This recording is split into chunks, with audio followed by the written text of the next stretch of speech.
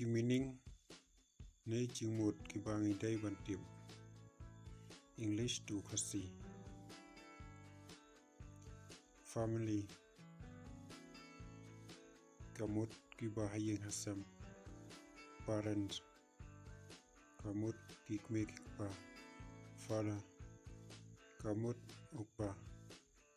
Mother kamut kakme.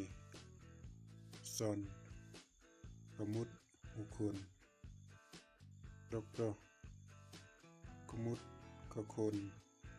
Brother kamut upara.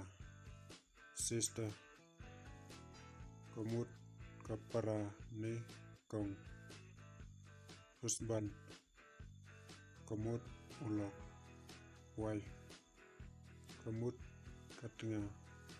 Child kamut kalung ne kanarit. Grandfather kamut uparan. Grandmother kamut kamai. Grandson kamut ukseu. Granddaughter kamut seu. Bachelor kamut usamla. Maiden kamut kasamla. Man kamut ubreu. Woman kamut kabreu. Boy kamut khna. Girl kamut kakhna.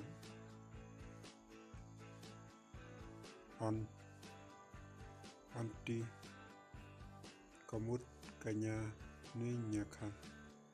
Nipau kamut persa. Nurse kamut kapersa. Uncle kamut upasan. Raj kamut kanong lek kurim. Raj krom kamut nong lek kurim. Father-in-law kamut thau kurim.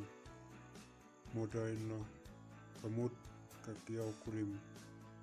Son-in-law kamut upersa kurim. Doctor-in-law kamut kapersa kurim. Sister-in-law kamut kaparakansi. Neighbor kamut paramorjan.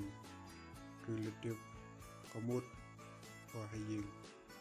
Guest kamut nongwan. Friend kamut paralok. Enemy kamut nongshon. King kamut usim. Queen kamut kasim. Prince kamut ukonsim. Princess kamut kakonsim.